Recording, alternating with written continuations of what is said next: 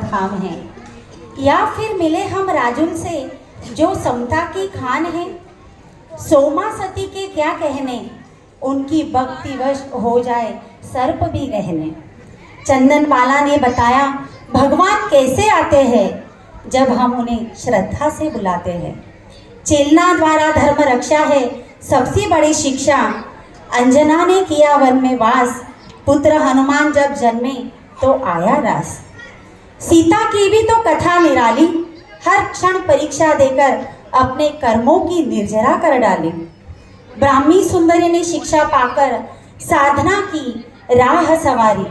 इस महान सतियों को मिलना अगर है, अगर आप सोचे ये सब सतियाँ, महान सतियाँ एक जगह हो जाए तो इनका संवाद कैसा होगा। क्या कभी किसी ने इमेजिन किया है कि इनका संवाद कैसा होगा? बहुत अद्भुत होगा। और आज हम इसके साक्षी बनने वाले हैं। इस नाटिका में दिखाए गए पात्रों के नाम तो वास्तविक है, पर संवाद काल्पनिक है। उनका साथ में मिलना ये भी एक कल्पना है। सारे सतियों को हम एक साथ जानें और जानेंगे कर्म हमें कैसे नचाते हैं। जिनेंद्र भगवान पर दृढ़ श्रद्धा कैसे सारे दुखों से तारती है। साथ में सारी सतियाँ आप सब से एक एक सवाल पूछने वाली है, तो आप सबको उसके लिए भी तैयार रहना है और ध्यान से सुनना है सतियों का वैराग्य कैसे आया है। तो चलते हैं देखने जैन वीरांगनाएं। पुत्र आपने ऐसा पाया जिसने राम का साथ निभाया। सती अंजना आपका विवाह पवन जय के साथ हुआ। 22 साल तक उन्होंने आपकी तरफ देखा भी नहीं। आपके चरित्र पर आरोप लगाया, आपको वन में छोड़ा गया। इतने कठिन समय में भी आपने धर्म साधना नहीं छोड़ी। कैसे किया आपने ये? सखी साथी, वन में मेरे कर्मोदय ने पुकारा था। पूर्व जन्म का पाप किया, अब उदय में आया था। बहुत विलप किया मैंने, फिर समझ आया। कर्मों का ये साया है, उससे कोई छूट ना पाया। धर्म का मर्म जाना जब, जिनेंद्र भगवान को ध्याया तब।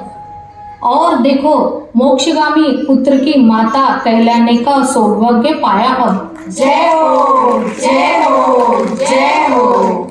नाम आपका इतना प्यारा, सुगंधित होता वातावरण सारा। बहन चंदन बाला, बहुत दुख सहा आपने। जीवन ने दुख के झूले पर झुलाया आपको। सुंदर कोमल तन को बेड़ियों में जकड़ा गया। क्या आपको अपने नसीब पर क्रोध नहीं आया? परिवारजनों को दोष देने का मन नहीं हुआ?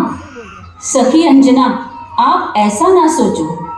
कोई किसी के लिए कुछ नहीं कर सकता। क्यों दोष दूं औरों को? मेरे कर्म ही मेरे उदय में आ रहे थे। कृत कर्मों का ऋणानुबंध था जो दुख दर्द पीड़ा पहुंचा रहा था। पर मैं शरण में थी मेरे जिनेंद्र भगवान के। उनका एक सहारा था। मुनि आहार दिए बिना अन्य त्यागा था। चमत्कार होते देखा मैंने। मुनि का विधिवत आहार कराया मैंने। देवों ने जय जयकार किया। बेड़ियां आभूषण में बदली। स्वस्थ हो गई काया। जिनेंद्र देव की स्तुति का ये है परिणाम। बोलो 24 भगवान की जय। कर्म से बड़ा साथी कोई नहीं। विपदा में भी सुदबुद नहीं खोई। सिद्ध चक्र की महिमा गाई, कोड़ियों का दुख दूर कराई।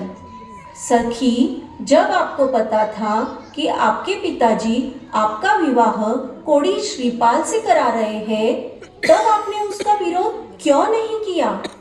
सखी, मुझे जिन धर्म पर और उसके सिद्धांतों पर पहले भी अटूट विश्वास था और आज भी है।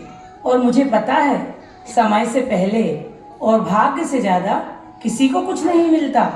निमित्त हमें ना सुख देते हैं ना दुख देते हैं। दोष नहीं देना पर को, निज में सम्यक पुरुषार्थ जगाना। कर्म किसी को नहीं छोड़ते। मेरे भाग्य में जो लिखा था वैसा ही हुआ। सबको अपने किए हुए पूर्व कर्म का फल भुगतना ही पड़ता है। कोड़ी श्रीपाल से विवाह तो मेरे कर्मों की निर्जरा का निमित्त बना और मुझे सिद्धों की आराधना करने का अवसर प्राप्त हुआ। आप सबको मालूम है मैना सुंदरी ने कौन सा विधान किया? हाँ, बिल्कुल सही, सिद्ध चक्र विधान। और उस विधान के अंत में आता है, ध्यान दहन विधि दार उदय पायो पद निर्वाण पंच भाव जुत थिर वहे नमो सिद्ध भगवान। सखी, विवाह के बाद जब ये ज्ञात हुआ कि राजा श्रेणिक तो बौद्ध धर्म को मानने वाले हैं, तो आपको क्या लगा? आपको तो जिन धर्म पर अटूट श्रद्धा और भक्ति रही है, फिर आपने ऐसा क्या किया कि राजा श्रेणिक का मिथ्यात्व भी दूर हुआ और आज वो भावी तीर्थंकर की श्रेणी में आ गए? सखी, मुझे ये राजपाट, ये सांसारिक वैभव, ये राजमहल कुछ भी राज नहीं आ रहे थे। मुझे तो बस दिन रात जिनेंद्र भगवान का ही चिंतवन रहता था।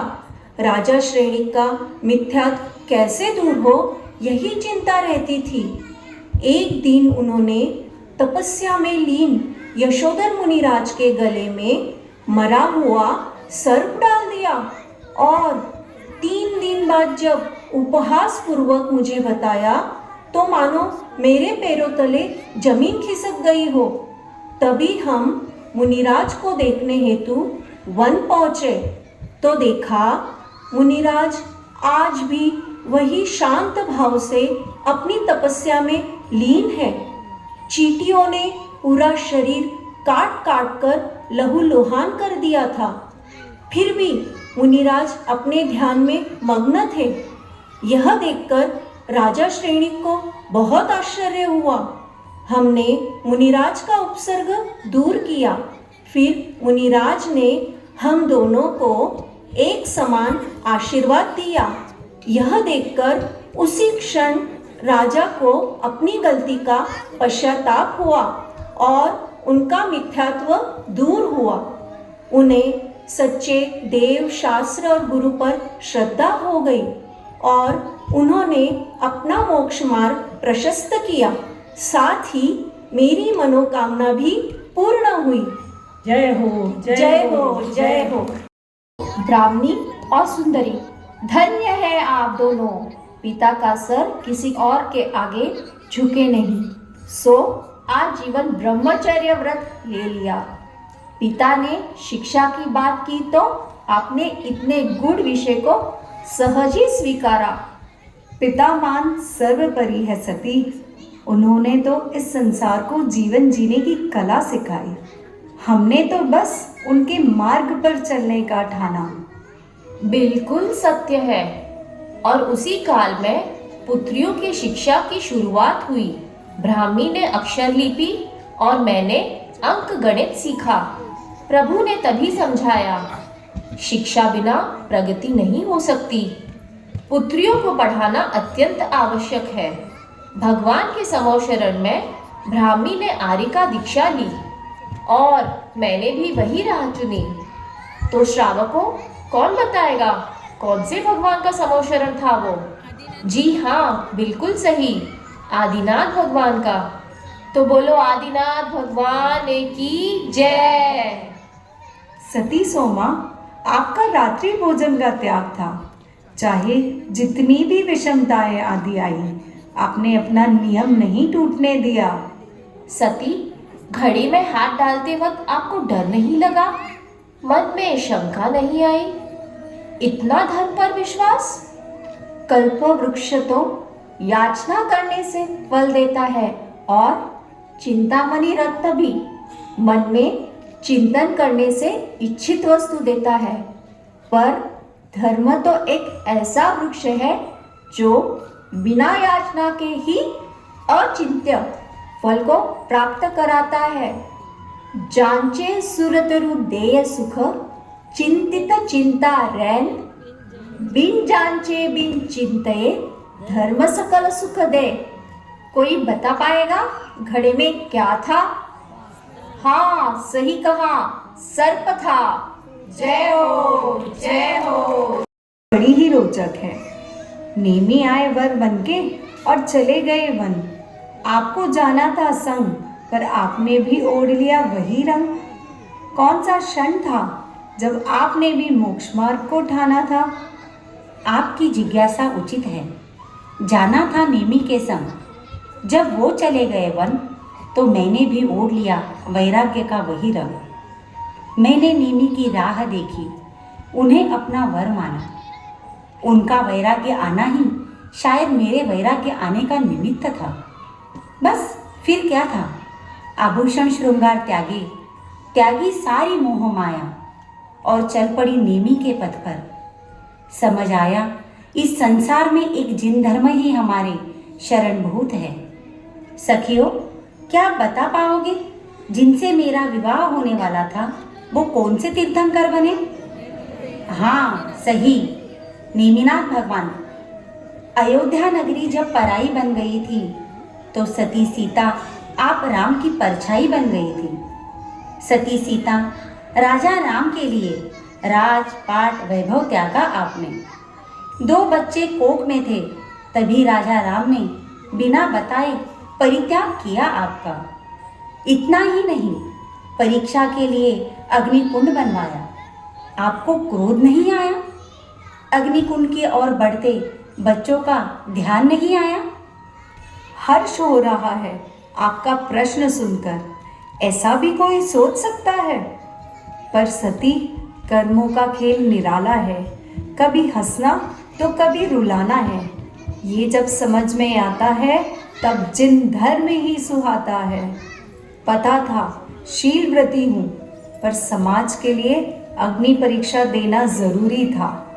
परित्याग वैराग्य का कारण बना और आलिका दीक्षा लेकर जीवन सफल बना। छोटे छोटे बच्चों, क्या बता पाओगे भगवान राम कहाँ से मोक्ष गए हैं? तो बोलो सिद्ध क्षेत्र मांगी तुंगी जी की जय। हम याद करें सुंदरी और चंदन बाला, राजुल द्रौपदी कौशल्या, मृगावती सुलसा सीता। शील पालन का था गहना, विनय का पहना था कंगना, श्रद्धा की माथे पर बिंदिया, संयम की ओढ़ी थी चुनरिया। उन सतियों को याद करे प्रभुवर से फरियाद करे, सम्यक्त्व हमें उनके जैसा दे। धर्म का साथ था, खुद पर विश्वास था, साहस हमें उनके जैसा दे।